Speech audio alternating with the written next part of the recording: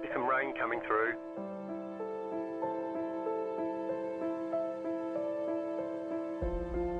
We expect rain soon.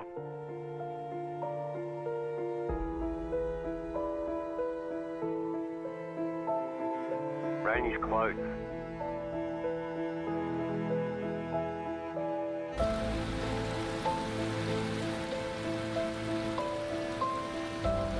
The session has been declared wet.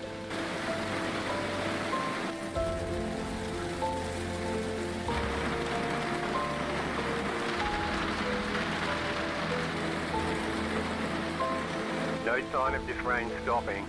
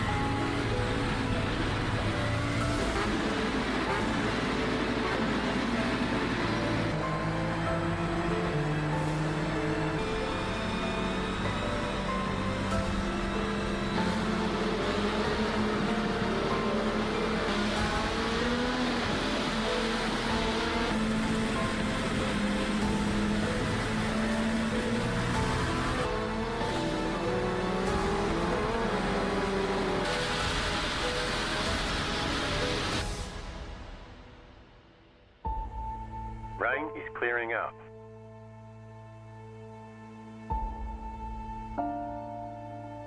Rain should be gone for now. Nothing but sunshine all day.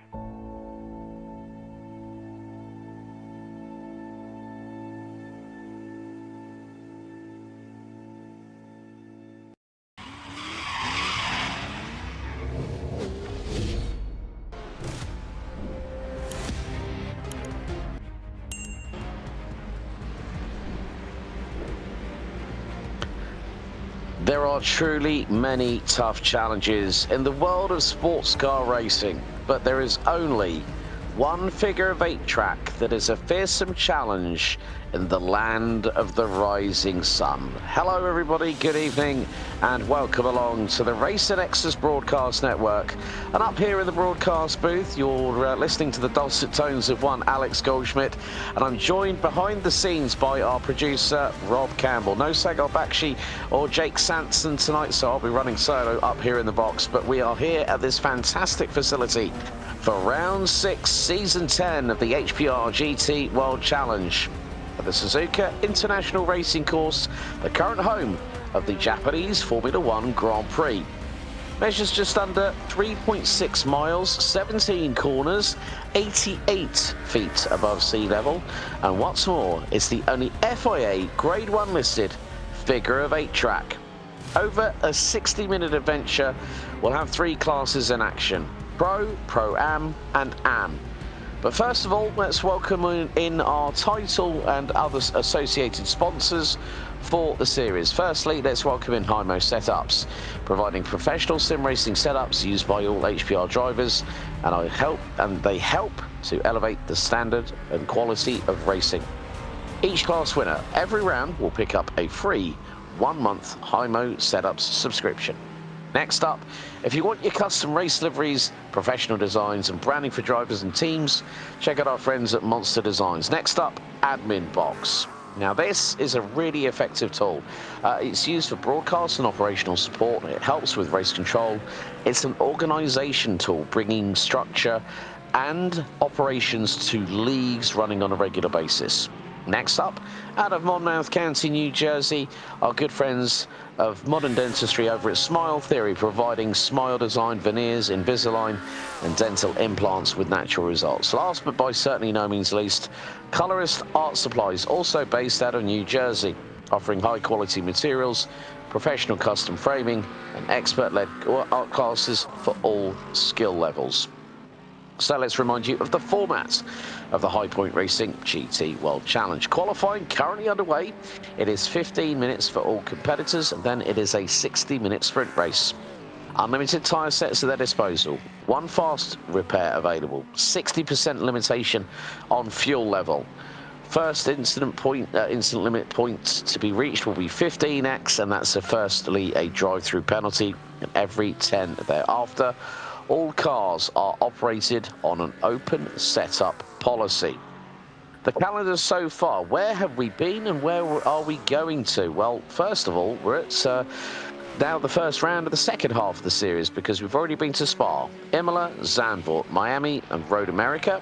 Now, of course, next weekend is Labor Day weekend, so there's going to be another enforced one-week break for everyone involved, including us here at Racer Nexus. So after this, it'll be 2 weeks before we head to Salinas, California and WeatherTech Raceway, Laguna Seca. The home of British Motorsport at Silverstone will be round 8 on September 20th. September 27th, we head to the Brickyard and to the Indianapolis Motor Speedway road course.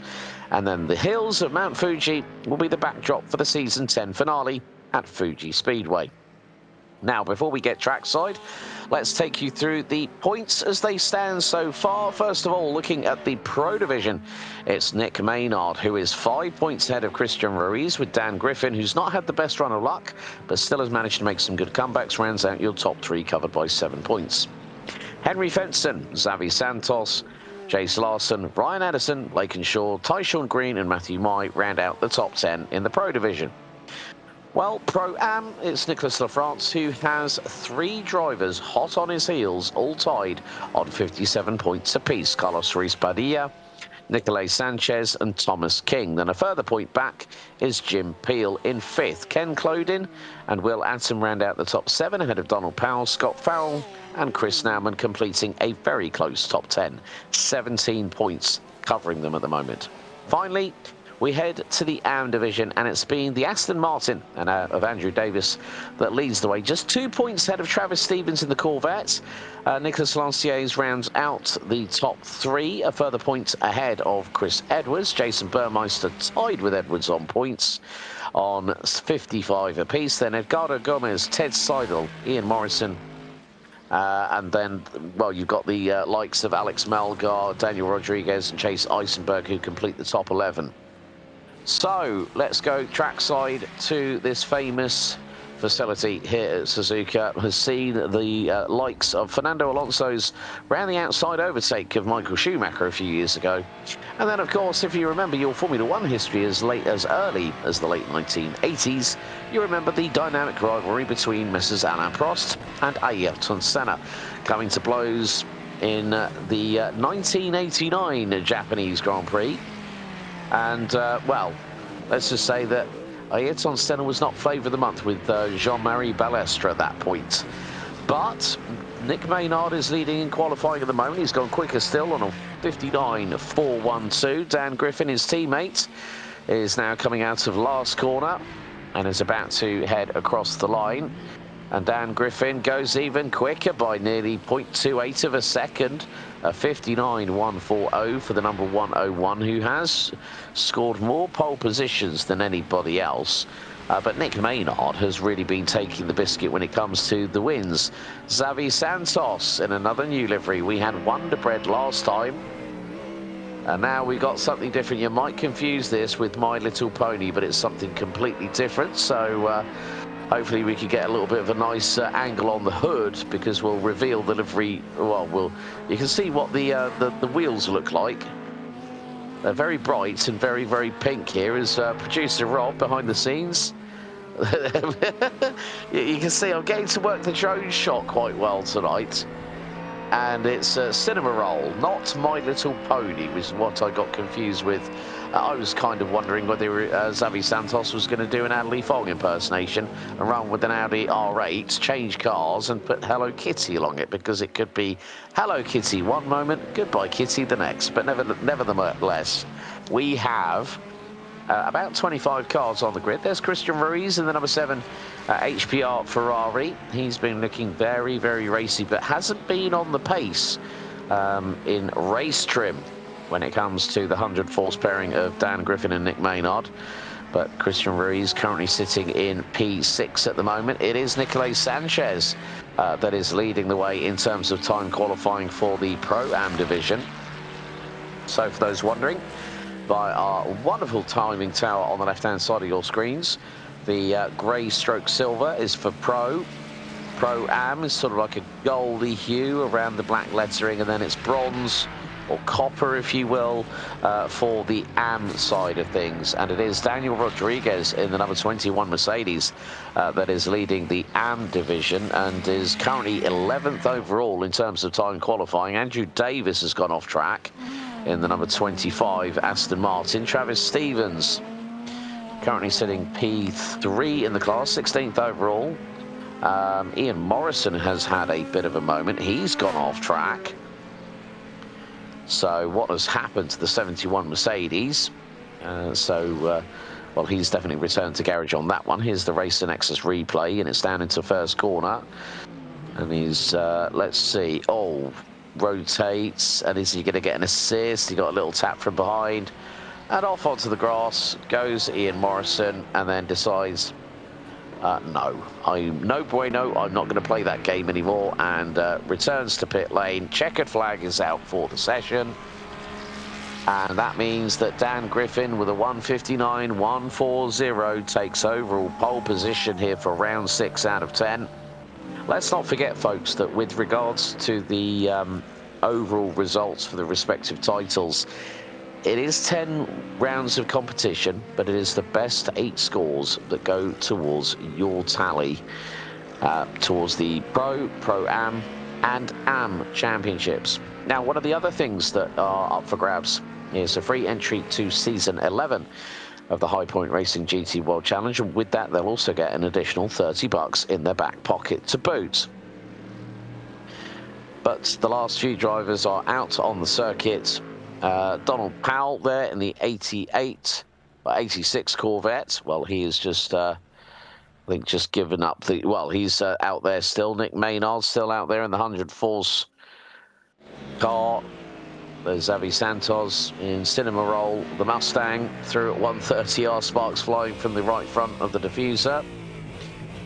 Now, can Santos improve? He's gone and done a personal best in the 3rd out of 6 sectors here on iRacing. Out of last corner. Can he keep it tight to the wall? Yes, he can. Can he improve? It thunders across the line. 13 thousandths away from stealing from second position from Nick Maynard. Here's Jason Burmeister, who hasn't had a registered lap time. He's had all lap times so far invalidated. But could it be 3rd time's a charm here on lap number 3 for the number 50 black Mustang? Out of Casio Triangle he comes, through last corner, and up to the line. Burmeister in the 50 Mustang. Is he going to put a time on the board, and where is he going to put him? Waiting for the timing to update. It doesn't look like that lap time registered. Oh dear. Well, Jason Burmeister didn't even put any practice laps in. Ken Clodin hasn't put any laps in qualifying, but our respective pole sitters for the classes are Dan Griffin overall, Nicolás Sanchez P8 for Pro-Am, and Daniel Rodriguez in the number 21 Mercedes P11 in the Am division. But we are nearly at that point with the Suzuka International Racing Course. There you see the weather details for today. 72 Fahrenheit air temp, 86 degrees track temp, which equates to 22.3 degrees Celsius, 29.4 for the track temp. Quite a big amount of humidity here in this particular prefecture of Japan. Southeasterly wind, 12 miles an hour. Track state is dry. Sky is cloudy. No chance of precipitation. But with the Japanese microclimate being as it is, you never know. However, here's the grid. Daniel Rodriguez is going to be on pole in Am, but it is going to be Dan Griffin and Nicholas Maynard. It's an all 100 Force front row once again. It's Ford versus Mercedes on row number 2. Because who do we have there? Xavi Santos and Henry Benson, the man from Evolution Simsports. Row number 3 is going to be Ryan Anderson and Daniel Pino, BMW versus Ford. Row 4, it's going to be Christian Ruiz and Nicolás Sanchez, our pole sitter in Pro-Am, rounding out row 4, with Jim Peel and Donald Powell completing the overall top 10.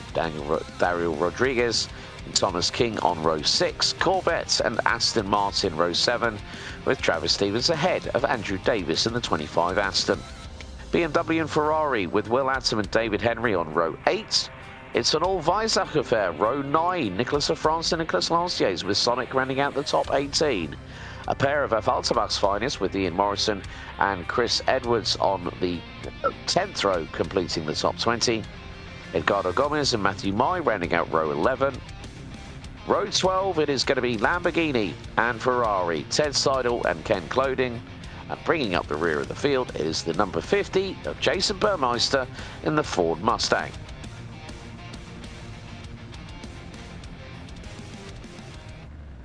So, the scene is set. There are our stars of the show. Front and centre here at this wonderful Japanese location. We are waiting for a couple of drivers to ready up on the grid, one of which is our AM pole sitter, number 21, Daniel Rodriguez. But as always, with the BMW M2 Racing Cup car, our official safety car here on the High Point Racing GT World Challenge, gets the pace lap underway here at Suzuka.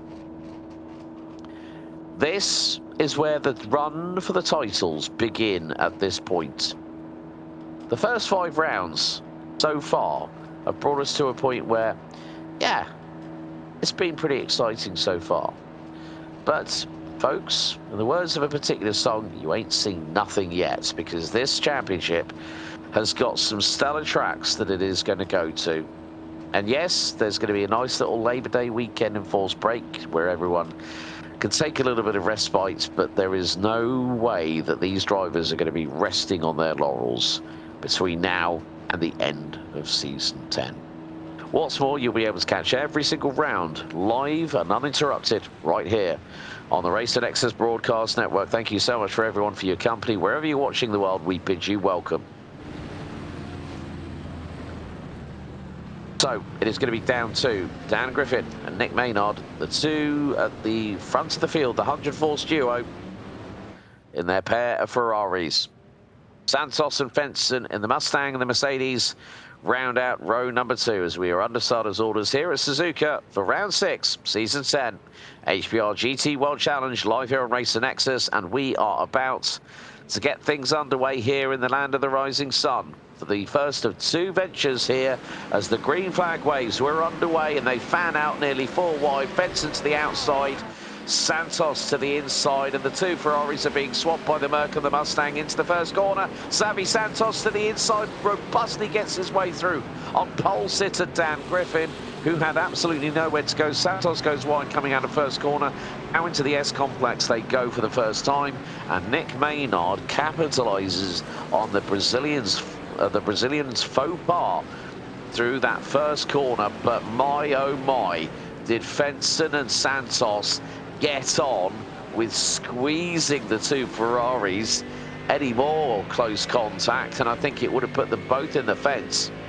Nevertheless, still good to see that people are now wising up, bringing their A game into the Degners for the first time. There's Ryan Anderson in the 42 BMW, closing in on Daniel Pino, the man from Chile, in the 63 HPR Mustang.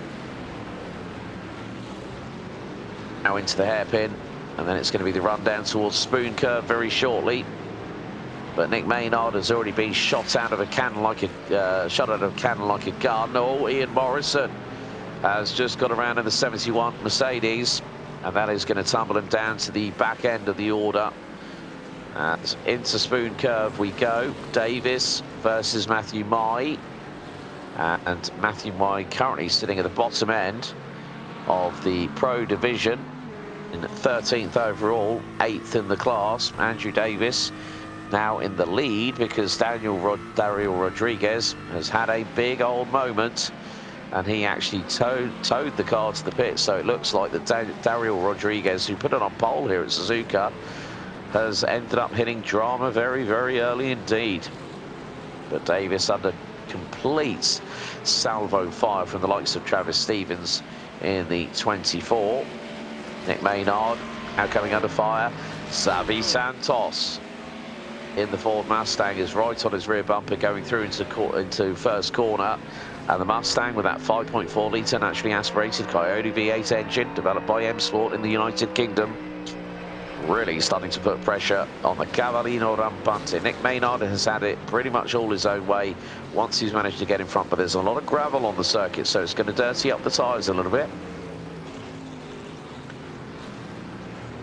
But Santos doing exactly what he needs to do, really within the first 3 minutes of this race. And already the elbows have been out. Looks like Dario Rodriguez has rejoined, but he's a lap down in the number 21 car, so all 25 cars still out on the grid. The leaders go through the Degners for the second time of asking. Don't remind Heikki Kovalainen about Degner 2 when he was back in these McLaren days, going backwards over the tyre stack at high speed. Dan Griffin managing to keep her out of harm's way this time, but he's got Daniel Pino closing in on his rear wing.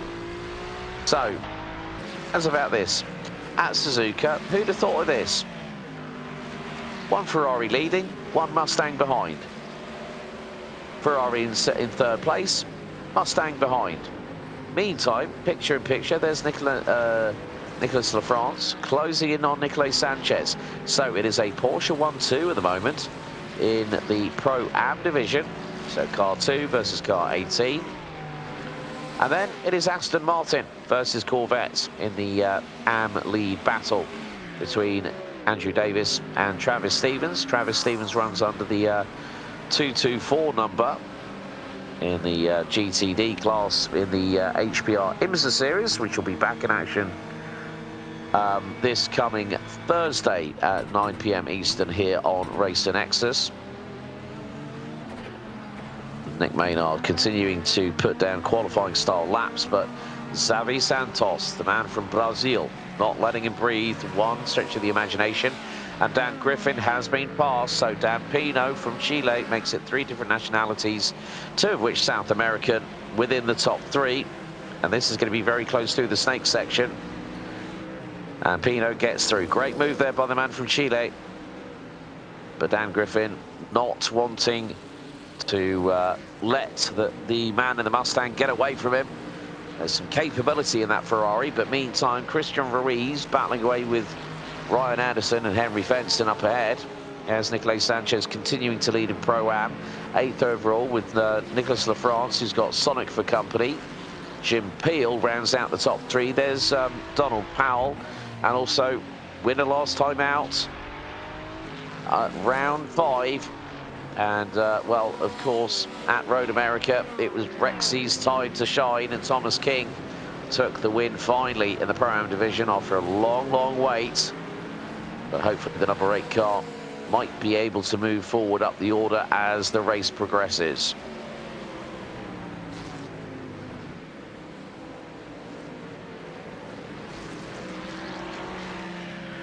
Meantime, at the front end of the field, Nick Maynard continuing to hold the fort at the front end as they go down the backstretch into the famed fast left-hander here at 130R. We are seeing speeds on the live timing and scoring of over 160 miles an hour through the top speed trap, and at the moment, well, looking at it from this perspective, fastest driver through the speed trap is Ryan Anderson in the BMW, 162.8 miles an hour.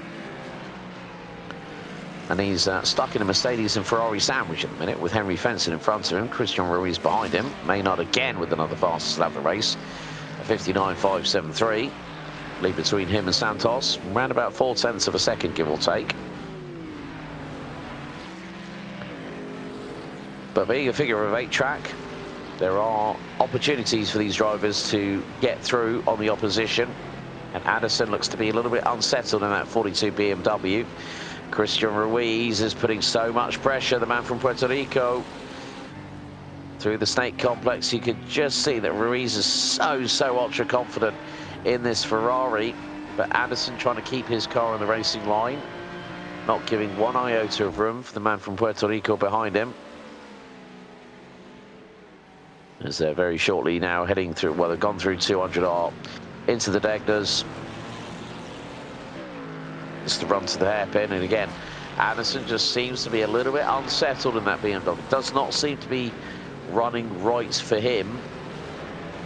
Of course, with an open setup, there's only so much fettling you can do over the course of the lead up to a race itself. But Anderson, well, it looks like there's been a mistake from Henry Fence, and Brian Anderson to the outside. Can he get through? Because that's going to open the door for Christian Ruiz, and through into Spoon Curve. They both get through on the Aussie.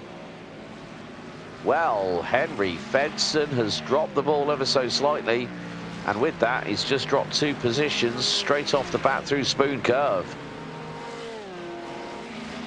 Now down the backstretch, you would expect the 6.2 litre naturally aspirated V8 Mercedes to be faster in a straight line. But Ruiz exploiting the handling prowess in those high and medium speed corners. And through into the Estevo chicane, as it's known.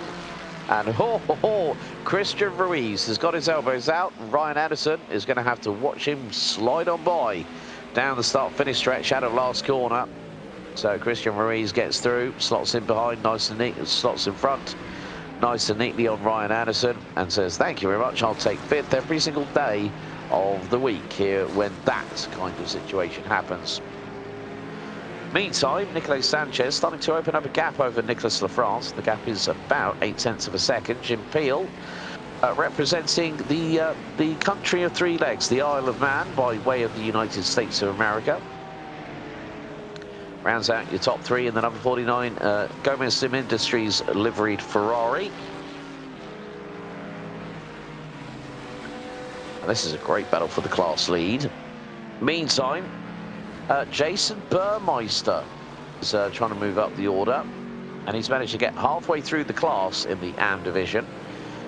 Didn't set a lap time he qualified, let's not forget. So he's gotten ahead of Ian Morrison, Edgardo Gomez, Chris Edwards and Ted Seidel, who we're riding on board with on the number 53 Lamborghini Huracan GT3 Evo 2. Of course, we are all waiting to see when the new Lamborghini Temerario GT3 comes onto the iRacing service. The newest addition to the stable of the Raging Bull from Sant'Agata Bolognese.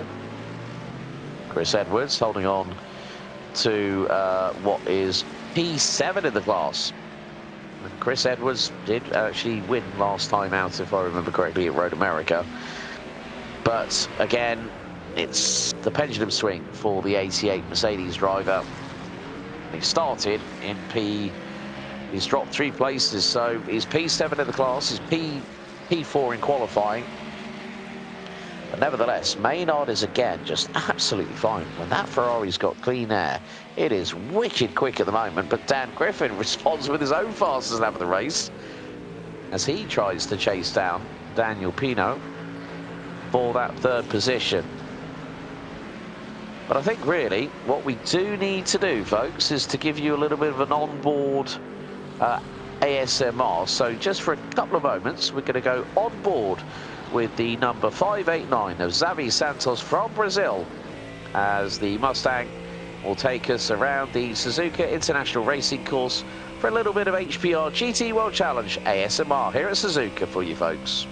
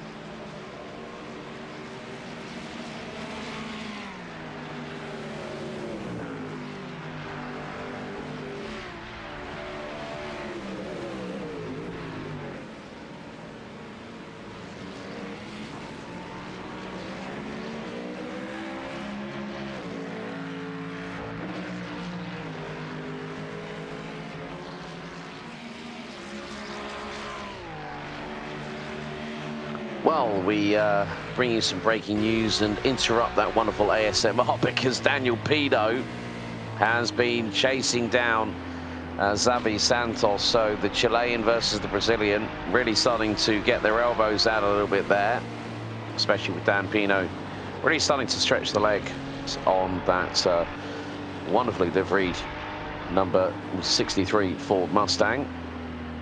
So at the moment it is Mustangs 2 and 3, Ferrari 1 and 4 here at Suzuka. Make that 1, 4 and 5.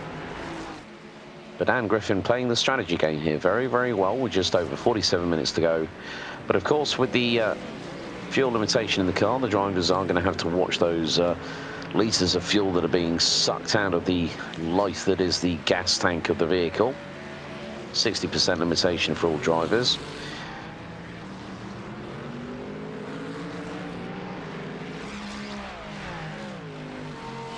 But in the meantime, some battles a little bit further down the order. There is Ken Clodin, who has made some steady progress over the course of the race so far.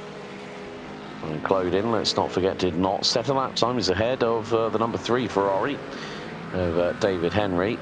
And those two are about half a second apart. So Ken Clodin, no lap time set in qualifying. But a very, very close battle between a lot of drivers at the minute, because they will have Travis Stevens in front of Ken Clodin. So Henry is currently 18th, Clodin 17th, Travis Stevens in the number 24 Corvette, who is second in the AM category, rounds out the top 16. Then the next one on the list will be Will Atom as Dan Pino and Dan Griffin. Oh, this is getting a bit hairy for Xavi Santos, as here comes the old bump drafting trick down into first corner. Dan Pino switches to the outside, and he's gone for a little bit of a switch back there. Xavi Santos cuts off the nose of the Chilean's Mustang. Neatly done by the man from Brazil. And Santos was of the presence of mind saying, "You are not going to mug me like that. I don't care who you are. You've got to do a lot better than that to try and get past me." But Dan Pino, he seems to be more confident in his Mustang, whereas Santos is just having to make the back haunches of that pony as wide as an articulated lorry on the M25 on a Friday night. Through into the Degnans they go, and you can just see there's so much more confidence in the 63 than there is in the 589 Mustang. There's a flash of the lights. The old razzle-dazzle tactic there from Dan Pino on Xavi Santos into the hairpin. Pino to the inside. He's got room. He's going to make it stick. There's a right-hander coming up. Can Pino get the traction down? Just about, but it's going to be wheel-to-wheel between 200R. And Santos is not going to give that second place up without a fight. This is great stuff from the Chilean and the Brazilian. And into Spoon Curve, there's contact, and Xavi Santos is off and into the barriers, and bang! The boot comes off, and that back right is absolutely destroyed. Oh dear, that was so promising, that battle between Pino and Santos. It was unstoppable force versus immovable object, and Xavi Santos has had to bring that car back to pit lane. Let's have a look at the Racer Nexus replay, but they were absolutely wheel to wheel, and it's just going to be the slightest glance. Well, I mean, Xavi Santos could argue that all he likes, but it's dependent on what race control decide. Now, from that perspective, what it looks like to me is that when they've gone through the corner, Santos, well, I mean, Pino was pretty much halfway alongside him. So Santos was trying to squeeze, I think. He probably knew he was there. But this is my honest opinion. This is how I see it. Now, this is the onboard from Dan Griffin. You're going to see that the cars are they're about half, 50. I think there, it's netcode. It's netcode. So from that perspective, I don't think well, it looks like you could say, well, it could be a racing incident. That's what it looks like when you've got netcode like that, especially going into Spoon Curve. So Dan Pino I don't think was at fault there. I don't think Xavi Santos was at fault there. Mr. Netcode just jumped in and went, hey, I'm going to spoil the party. Well, that's exactly what happened. That's a shame because that's denied us of a really, really good battle there. But Dan Pino, no real damage to speak of on the number 63 HPR car. Dan Griffin, I think this is the race where he's been the least out of trouble. Knock on wood. I say. But more to the point, we've got a good battle here. Meantime, Nicolas Sanchez is being closed in on by Nicholas LaFrance and Jim Peel. The top three in Pro-Am being covered by about a second. They've just come out of Spoon Curve down the back stretch, and they're heading through into 130R as we speak.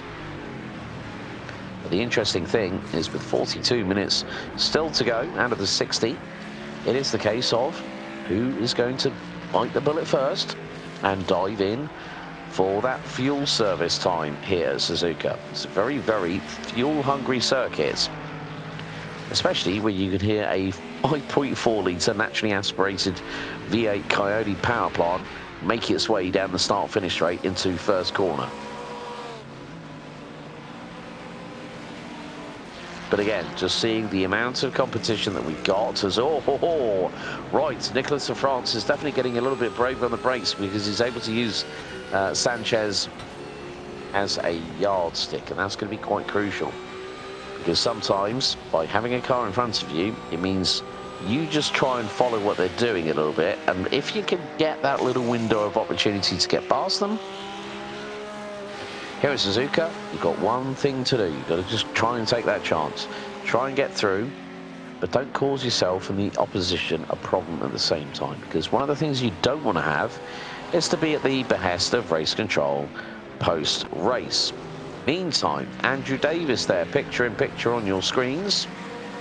Phil Lees, as Dario Rodriguez did have a little bit of an off. Number 21, Mercedes, he's had a couple of dramas. Let's be completely honest, Dario Rodriguez and the number 21 Mercedes AMG GT3 Evo that rounds out the top three in the AM division. But Andrew Davis is now half a second ahead of chief rival Travis Stevens there in the 24 Corvette.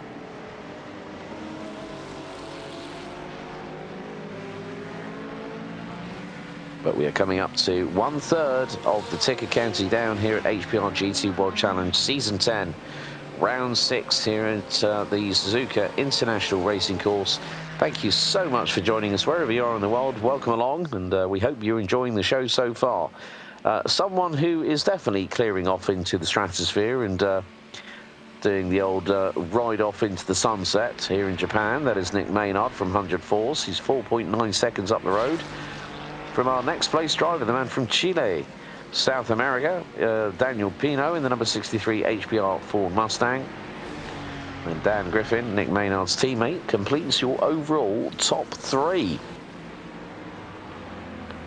Top three at the moment in terms of the Pro-Am division. Well, it's Nicolas Sanchez, Nicholas LaFrance and Jim Peel, and they are still at loggerheads at the moment. But Nicholas LaFrance, he's trying to see if he can get and find a way through on Sanchez, but at the moment the NHL playbook does not seem to be working for the number 18 car. But nevertheless, looks like there's a little bit of damage sustained to the front of that car in terms of the way that the Porsche 992 GT3R looks. And then when you can see the left front there, big old scuff just over the canards on the left side of the front bumper, and also onto the left fender. So that just goes to show that that car has seen better days. But again, just wonderful to see the onboards and to hear the different noises of the cars as well. So a big thank you to our producer behind the scenes at Racer Nexus, and who also steers the ship, Mr. Rob Campbell. But more to the point, it is going to be the case of seeing how things go. But you know what, it's going to be interesting over this one, because I know that I said I'd run solo, but let's see if we can bring the big man in himself. Mr. Campbell, can I get a copy from you, good sir? Yeah, I'm just back here sipping some tea, listening to you do some work here, Alex, while I push some buttons. Yeah, you got the cat of nine tails whip out for me tonight, buddy. But what an interesting race we've had so far. I mean, obviously the netcode situation between Dan Pino and Xavi Santos was quite unfortunate because, I mean, even without the netcode, that would have been pretty much, in my eyes, a little bit of a racing incident because both were going for the same real estate on the track. Yeah, sometimes that happens, unfortunately, with majority of these drivers being based out of USA, with a few American or Canadians scattered in here, and then we've got, as you noted, a couple of South Americans. Meaning the server is going to be based out of the US, so a little higher ping rate as far as internet service for Javi Santos and Daniel Pino, and of course, those are the two drivers that found themselves on track, and we see what happens sometimes. Unfortunately, when that ping gets a little high, where you'd like to be able to race door to door with that driver beside you, where you can get a good battle in and not have to worry about getting bumped off track. And unfortunately, it looks like they both left enough space between each other to have a nice battle. But sometimes the internet connections just have another idea in mind here, Alex. Yeah, it looks like Xavi Santos has become our first retiree of round 6 here at Suzuka, as Ryan Anderson and Christian Ruiz are battling tooth and nail over P4 in the Pro Division. And another great scrap, and this is going to be coming through Spoon Curve onto the backstretch. The Ferrari's very, very strong once again, as they have been all season so far, especially in the hands of Messrs Maynard and Griffin from the 100 Force establishment. But Dan Griffin, he really hasn't had the much run of luck over the first half of the season, but the second half seems to have gotten off to a better tangent. As do I see wiper blades going on Dan Pino's car? Yes, I do. The front wiper is going for some reason. Just wondering if he's just trying to clear the windscreen of any dust or any gravel that's come his way. But there's no precipitation. Maybe he's just trying to clear the windscreen, just get it to look a little bit clearer, because sometimes that can obscure your vision on braking points, Rob.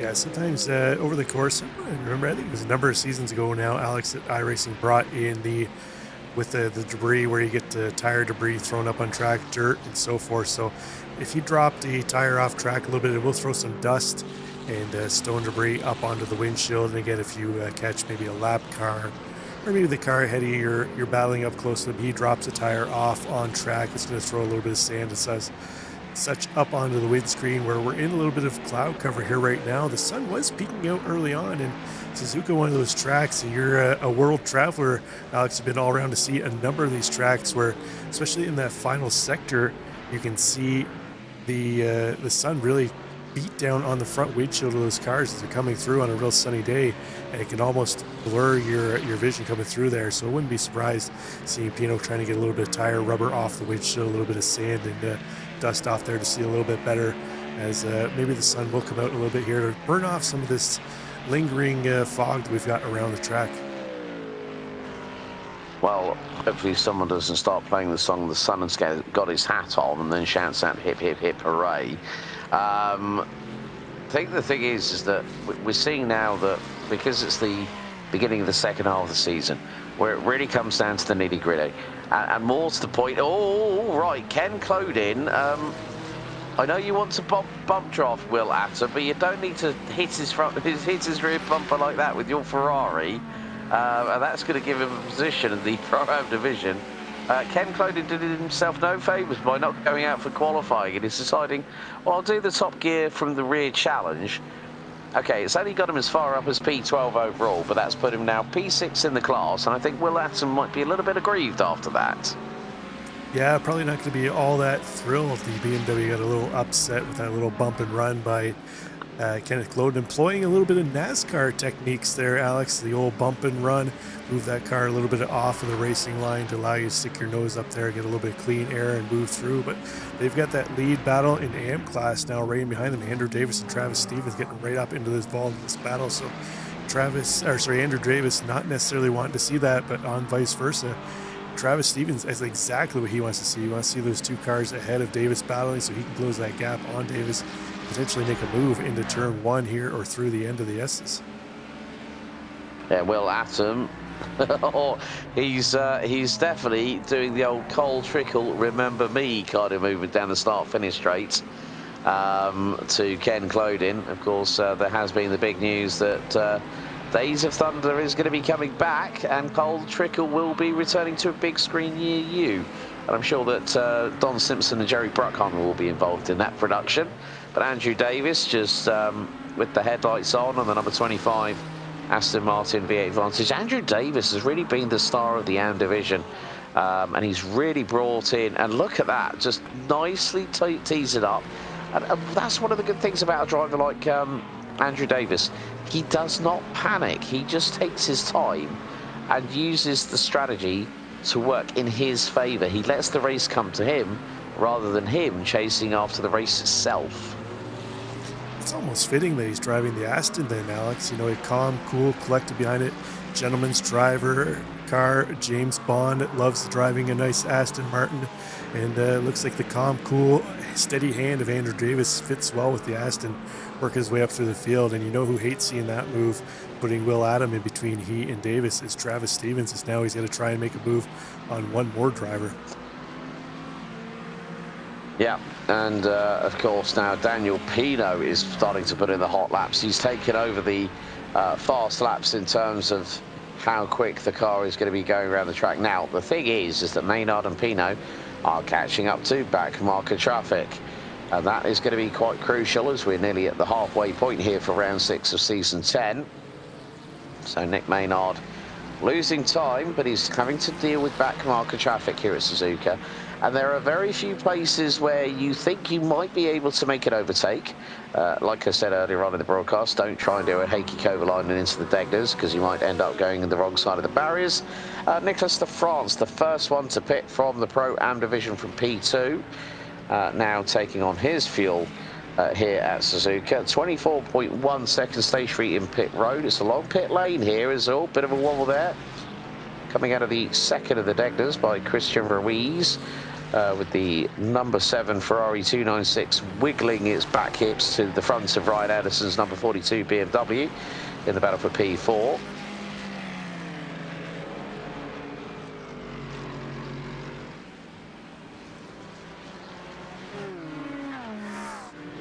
I'm having a look here, Alex. Looks like last time by, Daniel Pino almost 3/10 of a lap quicker for his hot lap than Nicholas Maynard. So I'm wondering if maybe this is a result of Maynard having that, I think it was almost 5-second gap over second place at one point in time, kind of backed out a little bit to save a little bit of fuel here.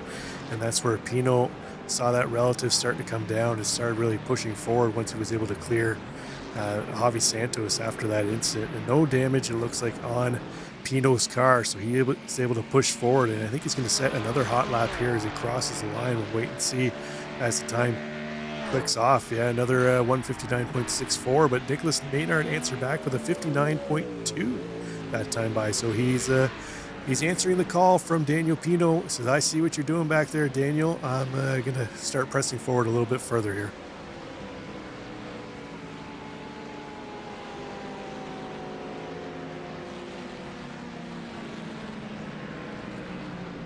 A little farther back here, look at the battle for first place in Pro-Am. Nicolai Sanchez opening up that gap over now Jim Peel, as it looks like Peel falling back into the clutches of Donald Powell. We've got a number of drivers popping in for their pit stops here as well as we hit the midway point on this one. So fuel load starting to kick down here amongst these drivers. But Donald Powell, driver who we see week in, week out, really strong in the Pro-Am class in that Corvette. Pretty much drives the Corvette strictly here. I don't think we've seen him pop into any other cars. So you can almost set your clock by it. Donald Powell going to hop into the Corvette week in, week out. Yeah, and with that in mind, let's just give you a quick reminder of our sponsors of the HPR GT World Challenge. Firstly, our good friends over at Hymo Setups, our title sponsor for the series, where each of our class winners every round takes a 1-month Hymo Setups subscription. Next up, our friends at Monster Designs with regards to their custom liveries, personalised branding for drivers and teams. Our good friends over at Admin Box, who provide their great resources in terms of organisational tools, helping with race control, broadcasting, league organisation and structures. And then, of course, our good friends over at Smile Theory, Modern Dentistry out of Monmouth County, New Jersey, and Colorist Art Supplies, also based out of New Jersey. Big thank you to all of the sponsors on board for making the HPR GT World Challenge happen. As we have just under 28 minutes to go, and Nick Maynard again, it just seems to be so comfortable in the number 100. And every time we speak to him post-race, Rob, he does not seem to... He's a man of few words. He lets his racing do the talking. Yeah, very humble driver with the amount of speed that he has on track each week, Alex. So nice to see. Just goes out there. I see the same for both these 100 force drivers. They just go out there. They recognize the job that they need to accomplish. Unfortunate race last week at Road America for Dan Griffin. Had a nice start to the race, and then when things started to go sideways, it went sideways real fast for him. Yeah, it went sideways, and then oops, it happens again. Not oops, I did it again in the terms of Britney Spears, but oops, it happened again where he ends up finding the barriers. It just seems to be a magnet for him. Nevertheless, obviously with Nicolas Lancier's deciding to dive into, Nicolas Lafrance diving into the pit lane, that has promoted Jim Peel in the number 49 GSI Ferrari 296 up to second in the class. Sanchez still leads by about 2 seconds. Powell still there in third, King there in fourth. So very, very close battle for second, third and fourth in the division. But again, as we have always seen, I mean, it was really good to hear from Thomas King last week, Rob, with Rexy the Mustang finally getting a run to victory lane, especially at America's National Park of Speed just the other week. He was happier than a pig in a sandbox, that man. Yeah, you could almost sense a little bit of relief there, Alex, for finally snatching that victory after, having so many great races here previously last season in the Porsche 911 and then hopping into the Mustang, but keeping his familiar Rexy paint theme so we can identify him on track week in, week out. And I always find it interesting where the car's going to bottom out through the final corner, that high speed corner, and there's been many times in the past where I've went through that and you just kind of get up on the curbs. Little known fact here about Suzuka, a lot of drivers haven't really adjusted to it. Last, I say about 3 seasons ago, iRacing implemented the 3D curb system here at Suzuka. So those curbs on camera here, they may look like they're more or less flat, but they actually have like a rigid kind of shark tooth angle to them. And if you get up there on them on high speeds, it can unsettle the car. These GT3 machines run a very, very low ride height, although they look like more or less street cars, but very, very low ride height. You can bottom out easily on these high-speed corners where I think you said they were doing 165, 170 mile an hour through some of the speed traps here, Alex. Yeah, not exactly a slow rate of knots that these drivers are racing at by any stretch of the imagination, as we have just under the 25-minute mark left to go here at Suzuka. But again, just a wonderful circuit to be a part of, a great calendar for the 10-round season. It's lengthened the championship, which I think also gives the opportunity for the drivers to have a little bit more of a chance of becoming an HPR title champion in their own right. And obviously at the end of this season we'll crown another 3, so it will depend on who is going to be at the right place, right time at Fuji Speedway when we conclude season 10, of course, every Thursday night, running alongside concurrently with the HPR GT World Challenges season 6 of the HPR IMSA series, which returns back to action this week. Well, you'll have myself and Brian Zinn in the box for that one, with producer Marshall Crocker behind the scenes, but nevertheless, it is now the... oh, right, okay, it's the 200 Force teammates. They've come in at the same time. That is now going to release Ryan Anderson, who stays out in the number 42 BMW. And that is going to be Morrison, the 71 Merc, just in front of him. So back marker traffic getting in the way of the BMW. That's not where you want to be, stuck behind back marker traffic there, Rob.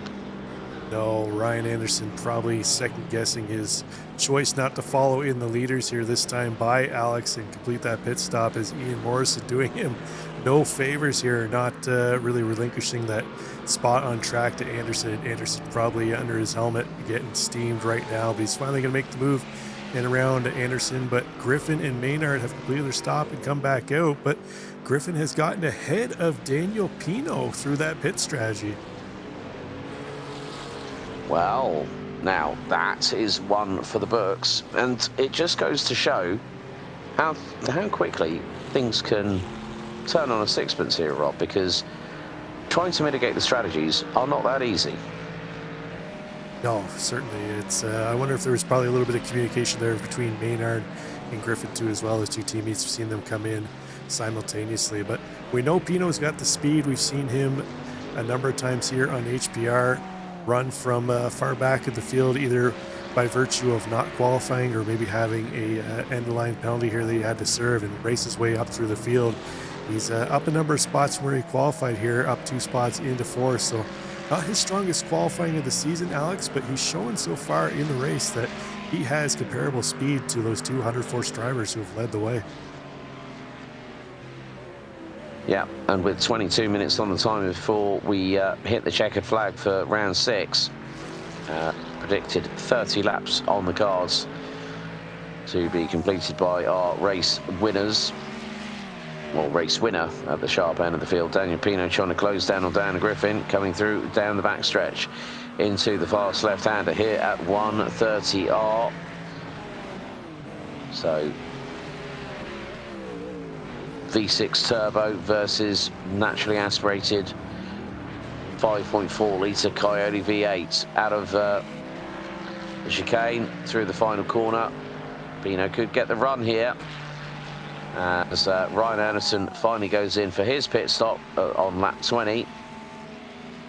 And Pino has got the run on the Ferrari of Griffin to the inside of first corner. He goes. There's going to be a little bit of room there, but Pino just stumbles over the curbing through the exit out of first corner, and that allows Dan Griffin to keep a hold of that second position at the moment. But, well, with Ryan Anderson now finally having pitted from the lead of the race, it means that everyone has served their mandatory required stop, as we have just over 20 minutes to go until the checkered flag. Christian Ruiz dives to the inside of Nicolás Sanchez, who now is not leading. And I stress this with the biggest importance here. Nicolás Sanchez not leading Pro-Am. That is in the hands of Donald Powell in the 86 Corvette. And I have to say this, though. Donald Powell, 19.3 stationary on pit road. His next competitor is Rexy the Mustang. Oh, Thomas King, you do not want to go rally crossing there. And that has meant that he's gotten into the way. Well, he's lost all that time. It's given him a slowdown penalty. He's had to serve it before the Degners, and that has instantly gifted Nicolás Sanchez. Oh, Dan Pino. Dan Pino said it's into the point limit. The Chilean's got to go into the pit lane. That is going to give Dan Griffin P2 handed to him on a silver platter. There's Edgardo Gomez in the Sol Acura, right on the rear of the 83 of Pino, and Pino's going to have to serve that drive-through penalty very quickly. Otherwise, if he does not, that becomes a black flag with a white cross, and that means exclusion from the race. 19.5 minutes to go, and Dan Pino heads down into pit road. Yeah, unfortunate for Pino there, but I think I'm looking at the timing and scoring here. It looks like he potentially tried to make a move on Griffin. So let's go back and take a look, Alex. I'm wondering if maybe they got a little elbows out here and maybe got forced off track at all from Griffin. But let's see here as we watch these two. Well, we're not going to get much of a shot there, but there they are battling. Oh, looks like they both got a little loose. Looks like maybe they got possibly a 2X there for minor contact. Doesn't look like 4X contact, but unfortunately for Pino, probably not going to be all that thrilled about getting his drive-through incident point that way, Alex. No, I think you're right there, Rob. I mean, it was two could play that game. They do say that it takes two to tango, and I think Griffin and Pino, they both put each other into a very, very hard place in terms of making a decision. But in the meantime, well, Travis Stevens battling away with Andrew Davis once again for that class lead, and Davis is looking to try and expand some modicum of breathing room before round 7. So it's not going to be easy for him.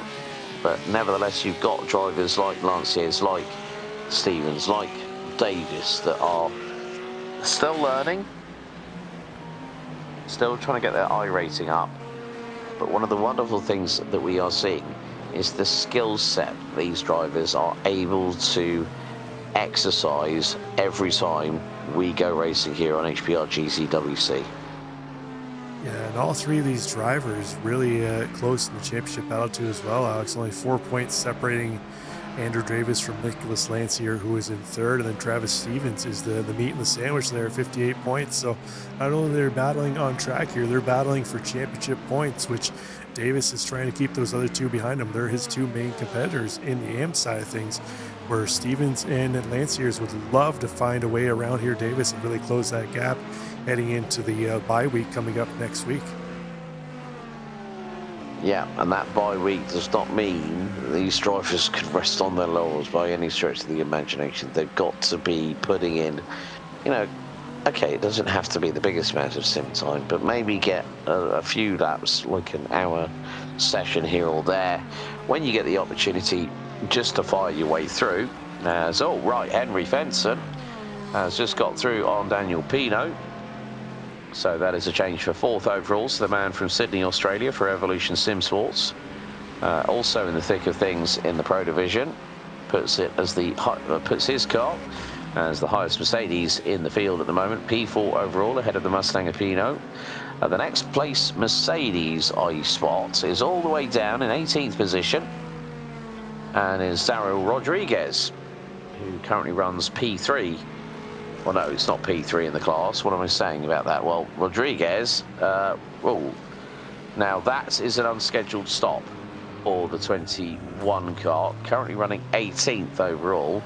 So I'm wondering if he's had a black flag for track limits being exceeded. So that has took him out of position and on the circuit. And that's going to be a little bit of a hurt for him as well. Yeah, I think he might have came in very early on in the race for a possible incident, Alex. So might have took a little bit of fuel while he was in there, which allowed him to go a couple laps longer here than the rest of the field. But looks like Henry Fenson has his hands full with Daniel Pino. But I'm going to be interested to see after the bye week that we have, we head to Laguna Seca, a track that recently got a complete rescan from iRacing Rebuild. And although most of those drivers know it, the curbing and the track limits are going to be changed because the curbing that they had on the old scan has been different. There's a little bit more paved area between turns, I want to say 4 and 5, which used to be you had to bring it back to the right and then back out to the left for the double right-hander, where now it's more of a paved section. You kind of just fly right through that as a short straight. So it'll be interesting to see any of these drivers who have maybe had some experience on the new scan of Laguna Seca. They'll be ready to battle after the bye week. Yeah, that is going to be an interesting one. I think that is going to be the shortest track on our calendar, just 2.2 miles. But a lot of elevation change, a lot of side lateral movement, and that's going to really hurt the sidewalls of the tyres. Maybe also, as long as drivers don't go running through the compression zone at turn 6 and 7, going into turn 7. Oh, right, Nicholas Lanciers has just got a black flag penalty and has to return to the pits. That is going to dump the 51 out of 3rd position in the AM division, I'm afraid. So the mistakes are starting to creep in. 14 minutes to go until the checkered flag here at round 6 here in Suzuka. It has been an interesting one so far. And Pino trying to get through on Benson for that 4th place. That's going to be easier said than done there, Rob, because Fenson knows how to wheel this Merc around the course here at Suzuka. Yeah, I feel like Henry Fenson has been one of those drivers we've kind of seen him, to take a cue from the song from the Wallflowers, driving home with one headlight. We've seen him drive it home with no headlights, no bumpers on that thing, front and back. It's been looked like it's been involved Demolition Derby after some races, and somehow, some way, we see him week in, week out, find a ton of pace. It looks like he just relinquished that spot to Pino there. Wonder if he recognizes that maybe Pino has a little more pace, a little more involved in the championship battle here on the pro side. Figures he's just not going to get involved, let him by, maybe tuck in behind, see if he can find maybe where Pino is getting some of that pace with a little how do you do razzle dazzle after that. Yeah. The tale tells the story.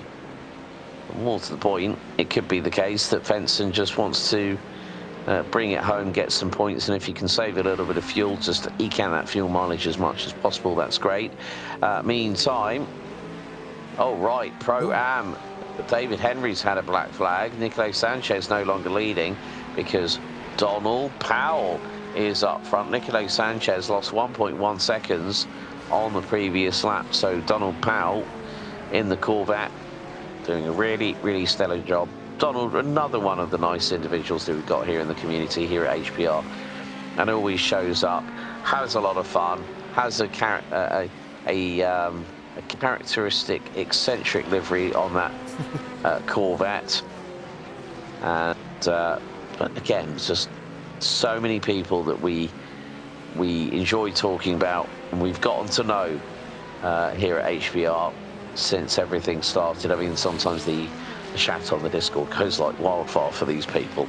It really is quite hilarious at times. You're just like, I just want to mute the notifications on my phone, so at least I don't have, you know, when your phone's on your desk and it's buzzing away, you're like, who's messaging me now, you know, with clenched teeth. And so at least the good thing is, thank goodness for airplane mode if you're an iPhone user, or whether you just put the thing on do not disturb, do not wake me until 7:30 the following morning. But then you get the fear of missing out, Alex, the FOMO, and you don't want to miss all the great memes that you can see popping up through some of those chats. But I noticed the other day, actually, it was a couple weeks ago, they announced that they're adding a Porsche Cup series to HPR2 as well. Not something that's going to be broadcasted, let alone here on Racer Nexus. But if you're looking at maybe you're a Porsche Cup aficionado and you've been watching HPR thinking, you know what, they got a lot of sports car racing, maybe I'd like to get in there, but maybe Porsche Cup's a little more my thing. It starts, I believe, next week. So you can find the link to the Discord in the video here if that's something that interests you. And then again, we only got a few more weeks left in the seasons here for GT World Challenge in IMSA. If that's more of your cup of tea as well, you can get in there and get prepped to sign up for next season as well. Yeah, and once we have further details on Season 11 for HPR GT World Challenge and Season 7 of HPR IMSA, we'll be sure to let you folks out there in sim racing land know. 10 minutes remaining on the clock, and Nicolas Sanchez closing in on the 86 of Donald Powell.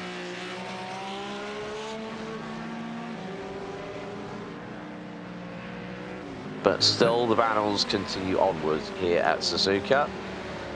So Nicolas Sanchez deep on the brakes going into the hairpin behind Donald Powell. So the battle for the race lead in Pro-Am starting to heat up in those mid and high speed corners. I would say Nicolas Sanchez, Rob, has the advantage. Yeah, I was just going to say, I was having a look earlier to see if there was some kind of incident that maybe allowed Powell to get by Sanchez, and I hadn't seen anything, so I wonder if maybe he just got a little upset, as we've seen a few of the Porsches unfortunately get a little wiggly on the back end. But looks like he has a ton of pace here in the draft of that Corvette for Donald Powell. So we'll see if he gets a set up here to make a move into the Casio Triangle at the end of the lap, as that Porsche, which generally, as we mentioned a number of times, not so great in straight line. The twisty stuff is where it works the best, but the Corvette right now able to hold off the strong charge of Sanchez in the Porsche. Yeah, it just goes to show how evenly matched these cars are. Two very different schools of thought when it comes to the engine layout solution. So rear-wheel drive, rear engine mounted, and on the Porsche 992 GT3R, and then you look at the Corvettes, you know, the current generation, the first one to become a mid-engined rear-wheel drive Corvette, going away from the tradition over so many years. where you had a long hood, a big engine, and all the drive would be sent to the rear of the car, so you could do some burnouts on your local drag strip, do the old launch control here or there if you were able to, if it was in specs with that car at the time. But again, Sanchez and Powell battling tooth and nail. 8 minutes to go, and more to the point, Nick Maynard leading by 5 seconds. And this is going to be exactly what the doctor ordered for Nick Maynard. He has been unstoppable, so to speak, that when he hits the front, gets those racehorse blinkers on, and he's away into the distance. Yeah, horses for courses, Alex, and it seems like so far this season, every course has been Nick Maynard's horse of choice. But we've talked a number of times over various broadcasts about the sound of a lot of the different GT3s, Alex, but I don't think we've ever actually touched on the Corvette with the flat plane V8, as you were just talking about, getting away from the old rumbling V8 that they had before. How do you feel about that new V8 sound, where it's more Ferrari-esque, I'd say? Well, I think the OG Corvette fan club were very much taken aback of what Mary Barra and the team at GM did, but they needed a car to compete against the likes of Ferrari, you know, who for many a year in the GT3 space have been very, very dominant with the 488 GT3, 3.9 litre twin turbo V8, mid-mounted rear-wheel drive. So Corvette had to go, well, if that works for them, surely we can make it work for us. And I'll be quite honest with you, I mean, like, you're seeing the ZR1X now coming out from you know, the plant at Tennessee where the Corvettes are built. And I have to say that it is actually a really, really good looking car. When it first came out, it was a bit like the M4. I was a little bit on the fence, but as you get to see the car more and more often, you kind of understand the reasoning why they went with that decision. And let's not forget, the car has actually been successful in GT3 racing. Oh dear, Nicholas Lafrancis has got a black flag penalty. So that is going to be for incident points. It's like that old saying, Rob, you get a black flag penalty, you get a black flag penalty, you get a penalty, you get a penalty. It's like when Oprah Winfrey was saying to her audience on one of her shows, yeah, you get a car, everyone gets a car. Tonight at Suzuka, it's everyone gets a black flag. Yeah, Suzuka, one of those tracks, easy to accumulate off tracks. It's just so inviting to these fast sweeping corners to really try and push the envelope on the corners. And you know, the track limit's very tight here. iRacing has them very tight. I'm not sure how they compare to real life racing as far as how the stewards would look at it, but not very forgiving here at Suzuka, as it looks like Donald Powell now going to have to defend against Sanchez. He's going to have the inside line if he holds tight onto Powell's door here, but Powell able to late break out through, use the prowess of that Corvette, and unfortunately Sanchez is going to lose a ton of pace here coming out of the final corner and heading down the front stretch. Yeah, looks like we've got another problem for Daryl Rodriguez as well. So yeah, we're not that far away from the end of the race, because now Nick Maynard is 50% of the way through lap 28, so set for 30 laps to be completed. So there'll be one and one more after this. And again, he's just been able to concentrate with the business at hand as Nicholas Maynard. So doing his level best, 7 seconds up the road, ahead of teammate Dan Griffin, and it's going to be quite an interesting one. Meantime, there has been a change. Travis Stevens for TS Racing has got through on Andrew Davis, and it's going to be coming out of the second Degner. Davis runs wide. Stevens gets the run into the hairpin. Through he goes, swings it high wide to the outside. That's beautifully played by Travis Stevens. Good spatial awareness there from Andrew Davis, as Jason Burmeister in P4 in the AM division. He gets a black flag as well. Oh dear, they're all coming in thick and fast. So now it's about keeping it on the black stuff within the track limits and make sure you don't have any altercations with the opposition. But Powell versus Sanchez in Pro-Am. Sanchez stuck his nose up the inside. Oh, and Powell lost the back end.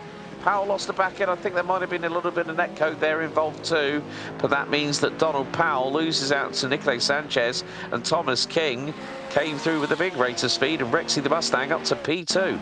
Let's have a look at the replay here. So it's out of 200R into the hairpin. Sanchez looks to stick his nose up the inside. Yeah, there's definitely a little bit of Mr. Netcode involved, but you can see that the back end starts to step out for Donald Powell. There's a little assist from Nicolay Sanchez, who's got nowhere to go, but well held by Donald Powell. Another good save. Yeah, hats off to him. That could have been a whole lot worse. Alex heading out into the wall. So I say for him, going to lose only one spot. Well, I guess 2 spots so that Sanchez will be able to get by. But I think that was inevitable. Either way, Sanchez was looking hungry to try and take that spot away. But it's going to be interesting here in AM if Travis Stevens stays ahead of Andrew Davis. That's going to, I think, if I remember correctly, the point system here at HPR, that's going to put them almost deadlocked heading into next round for the lead in the championship. Yeah, we've still got to consider the fact that even though the drop scores haven't been put into effect quite yet, we won't know about that until we get to round 10 at Fuji. But yeah, this could really close things up. It's been tight all the way through the championship season here for season 10. And I don't think we're going to see any of the titles decided until at least, I would say, I'm hoping that all 3 titles will be on the line come Fuji. And that's what we want in a championship. We want it to be nitty-gritty. We want it to go down to the last round. If anyone might remember the mammoth battle between the late Niki Lauda and James Hunt in the 1976 Formula 1 Grand Prix, where it came down, funnily enough, to the last race of the Japanese Grand Prix at Fuji Speedway. So could we have a little bit of a sim racing GT3? Oh, Christian Ruiz. Christian Ruiz is now going to get a black flag penalty, and he's got to serve that. Otherwise, that is going to drop him outside of the, well, that's going to more than drop him outside of the top 6. That's going to drop him way down the order, outside of the top 10, but it will keep him probably within earshot of Matthew Mai. But it is going to be next time around. Well, it is white flag lap now at the moment, because Nick Maynard is making his way through the, well, he's 30% of the way through lap number 30 as Christian Ruiz dives down pit lane. It's not what the man from Puerto Rico is going to want to have. Of course, we've got some drivers who are not here tonight, including Carlos Ruiz Padilla. So Carlos can use this as a drop score, but Nick Maynard through out of the Degners. And what a run he's had. He has been relatively untroubled, apart from the squeeze from Fenton and Santos early doors when Griffin and Maynard were side by side. It's out through the hairpin. But Maynard has not put a foot wrong. Dan Pino, despite his black flag, is running P4 at the minute. Dan Griffin is going to make it a 1-2 for the team. But as the ticker counts down all the way to 0, this man here has not put a foot wrong. He has so far been the unstoppable force in the Pro Division here at the HBR GT World Challenge as he goes down the back stretch for the final time up towards 130R. Nick Maynard once again showcasing why he is the talk of the town. We hit 0 on the timer through 130R into the Hitachi Estema chicane for the final time. And Nick Maynard, after 30 laps of racing here at the Suzuka International Racing Course, will win once again here in the land of the rising sun. Nick Maynard wins round 6 here at Suzuka in flamboyant and finesse style in the number 100 Ferrari 296. It is going to be a 1-2 for the team. Dan Griffin, an untroubled race for him. And the 101 brings it home. It is going to be Ryan Anderson that's going to take 3rd place in the number 42 HPR BMW M4 GT3 Evo. Dan Pino was not that far behind. Neither was Henry Fenton, running at a very close top 5 at the end of it all. And it is going to be the number 2 of Nicolay Sanchez that is going to be the winner here. It could have gone the way of Donald Powell had it not been for that moment going through into Spoon Curb, but Nicolay Sanchez will bring home victory for not just himself, but for Porsche here at round 6, winning in the Pro-Am division ahead of Thomas King. Donald Powell rounding out your top 3. Jim Peel will round out 4th. And then it is going to be a little bit of a wait, but Travis Stevens, all this is coming down to the wire. Look how close Andrew Davis is going to be as they're going to go through into 130R for the final time here on lap number 30.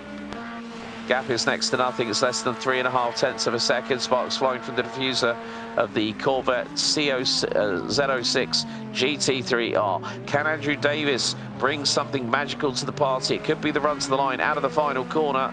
Stevens wins in AM. Corvette beats Aston here at Suzuka for round 6. Yeah, well done for Travis Stevens being able to hold off the charge of Andrew Davis to get his spot back. But Nicholas Lancieri looking to come home in third, Alex, even with that drive-through penalty, able to get back on track and salvage a third place. But you know what? Hats off to Thomas King, second place in the Pro-Am class. Won the class last week at Road America, second place here tonight. He's probably going to be almost as happy as that last week.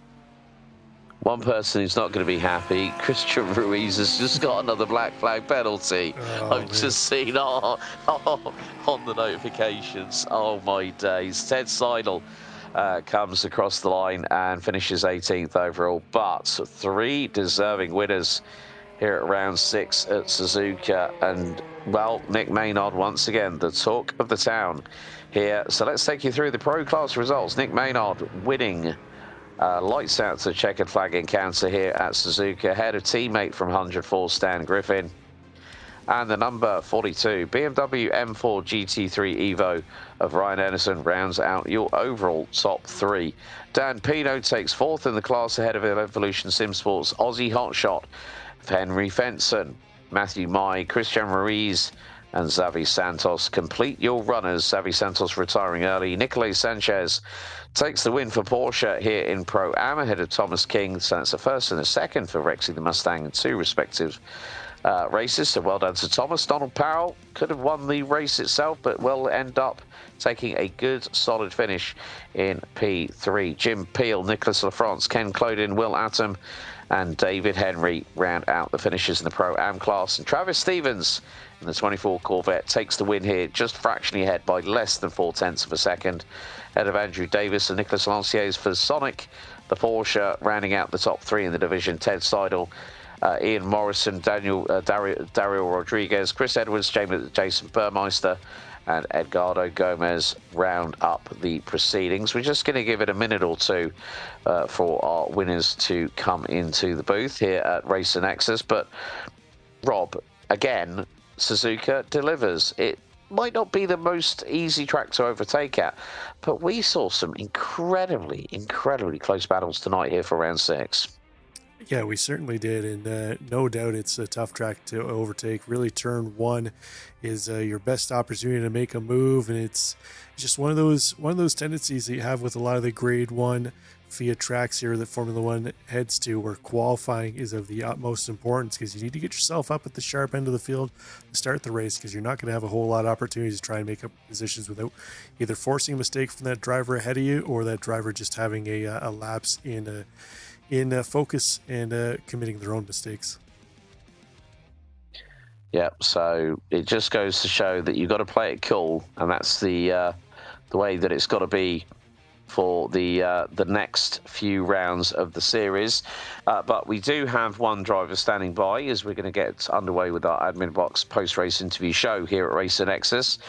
And let's bring in Nicolai Sanchez in the Pro-Am division. Well, Nicolai, good to have you back with us in the booth. Congratulations, firstly, on the victory here at Suzuka. But it did come down to the wire, didn't it? Yeah, oh yeah. That was a crazy one, for sure. I'm sweating again, boys, but it's good to be back here. Yeah, always nice to be winner chicken dinner coming down victory lane, especially at such a tough track, the only FIA Grade 1 listed figure of 8 circuit. But it was really nip and tuck. I mean, just talk us through with regards to the battle you had with Donald, because that got really close indeed. And it looked like he sort of had a half spin going through into Spoon Curve and you had nowhere to go. Yeah, it was kind of tricky because I was trying to fight him pretty much like for 3 or 4 laps there in a row. But I think I tried to send it down the inside and I kind of held it. I thought I held it. And then, yeah, I think his rear just kind of got loose and then we kind of touched. I did apologize a little bit during the race because I wasn't quite sure at the beginning whether that was my fault or if he just had lost it. But my, he did great defending. And his strategy, him and Thomas's strategy was just super, super good. I think they just saved an extra lap of fuel. I don't know if Donald actually took tires though, but I don't think it would have mattered in the end. But yeah, I had to push the whole race. It felt like I felt like there was no let up, like no time of ease, I guess you would say. So that was a fun one. Yeah, and it makes things still really, really close in the Pro-Am division. You know, I mean, TK doing a really good job. You know, winner at Road America, finishes P2. You've got your hands full in this battle for the Season 10 Pro-Am crown, haven't you? Oh yeah. I checked the standings just yesterday, and I think it was like a point within like all the way down to P5 or P6 or something like that. Just absolutely mental, but it's fun. That makes it fun. I've had a rough couple of weeks the past 2 weeks, so it's good to be kind of at least catching the lead. I didn't think I was going to win it there, but yeah, it's always good to get one for sure. Well, Nico, let me be the bearer of brilliant news for you as well. You get a 1-month HIMO subscription, courtesy of your win here at round 6 at Suzuka as well to boot. So that should help you out a little bit more ahead of a little bit. Well, we've got another enforced break here at HPR GT World Challenge because obviously Labor Day weekend next weekend. Laguna Seca on September 13th will be round 7. Then we've got Silverstone, Indianapolis, and then Fuji. Congratulations on the W tonight, buddy. Before we let you go, anyone you want to give a shout out to tonight? Yeah, I'm going to shout out my wife for not going into labor today, so I'm going to shout her out. She's due anytime, so we're excited about that. And then I'm going to shout out Donald as well. He had such a good race, good strategy, and that was a lot of fun. I had a fun race there, so shout out to both of those people. Well, congratulations on Dad-to-be Nico Sanchez, winner of round 6 here in the Pro-Am class at Suzuka, and all the very best on welcoming the new arrival very soon, Nico. Thank you. Big thank you there to Nico Sanchez, our winner in the Pro-Am division here for round 6. Next up, let's bring in our AM class winner because it was very, very close at the line. Let's bring in the number 24 of Travis Stevens, who also picks up a 1-month HIMO subscription. Travis, well, firstly, congratulations. A win in the books here at Suzuka. Wasn't easy, but it was a good old battle between you and Andrew Davis in the Aston Martin here at Suzuka for round 6. Yeah, it was that was a lot of fun. I think that's probably the closest battle we've had all season, although I could be wrong on that. Well, it means in Season 6 of IMSA and now Season 10 of GT World Challenge for HBR, you've picked up a win, so you also pick up a 1-month subscription for HIMO setups as well, so another little bit of a cherry on the cake, so to speak, but it was nip and tuck the whole way. We could not tell who was going to win between you and Andrew, but again, it just goes to show how all 3 categories have been so ultra competitive here in this 10th season. Yeah, I can't say for the other 2 classes, but I know here in GTD it's been pretty competitive depending on the track, I guess. Let's say there's some tracks somebody else is good at, there's some tracks that I'm good at, but overall we've been fairly close together all the races so far.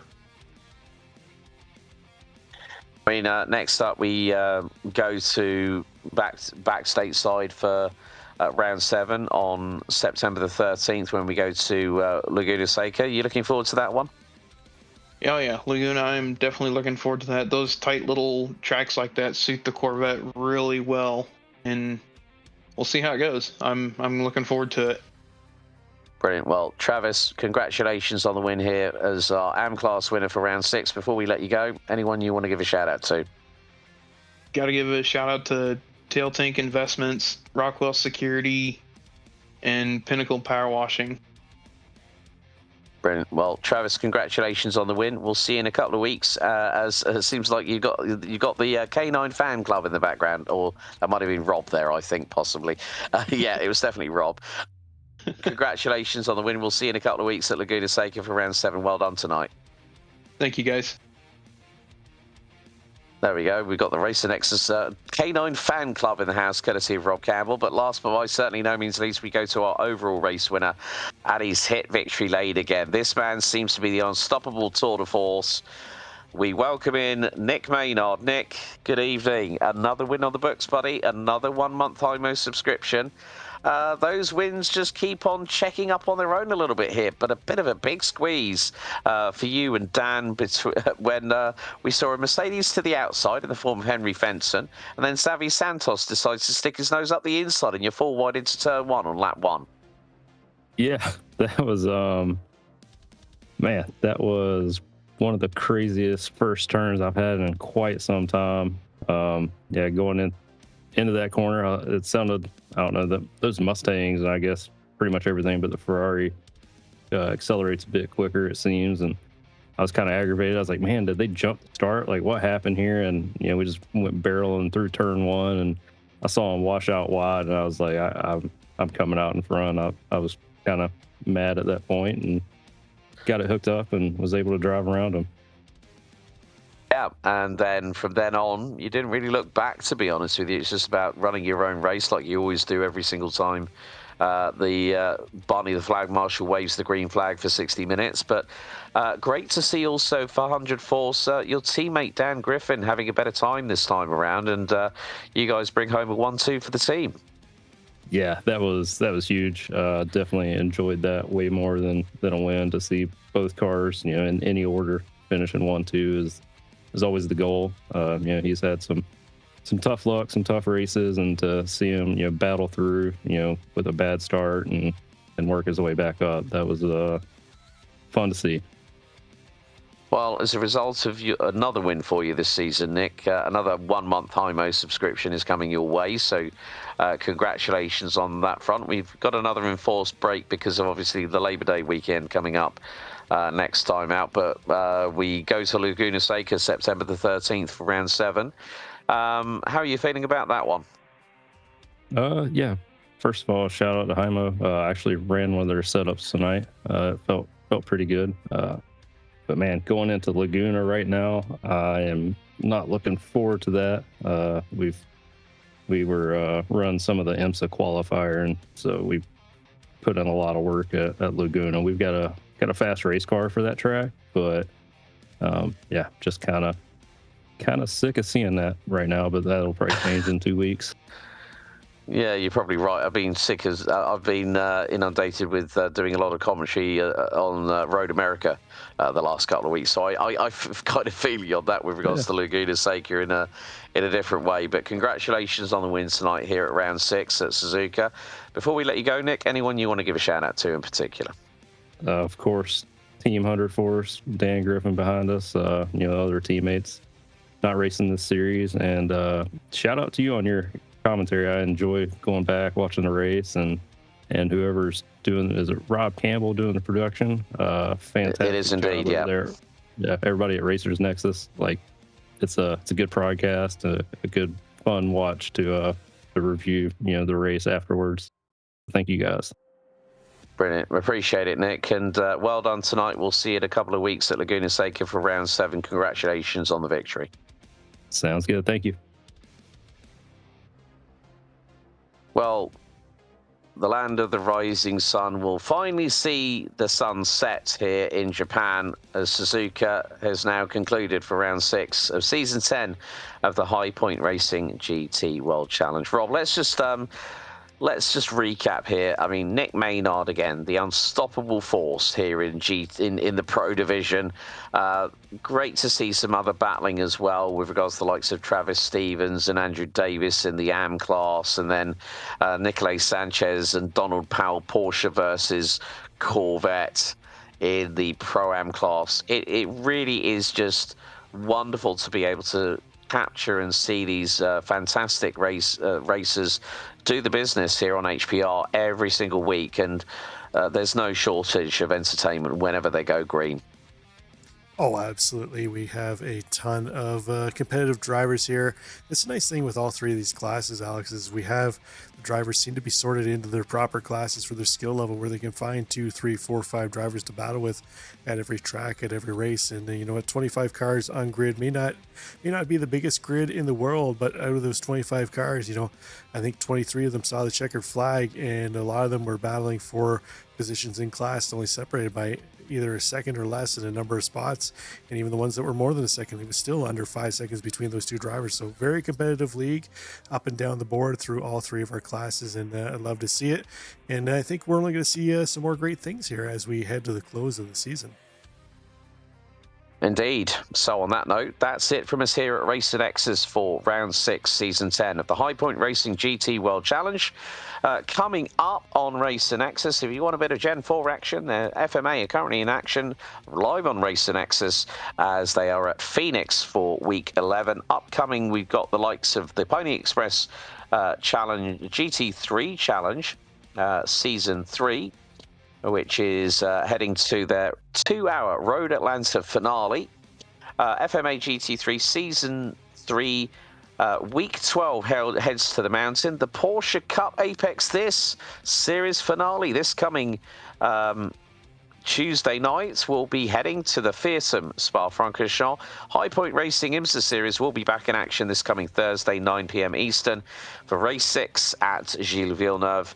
And then there's plenty more for you to check out. Don't forget to hit that like, share, and subscribe button. You've been in the company of Alex Goldschmidt and Rob Campbell for this Racer Nexus broadcast. This stream has been powered by Hymo Setups, Monster Designs, Admin Box, Smile Theory, and Colorist Art Designs. What's more, what is going to happen when we go to the sands of Salinas, California, as HPR GT World Challenge heads to Laguna Seca in 2 weeks' time? Until then, we'll see you next time. Good night.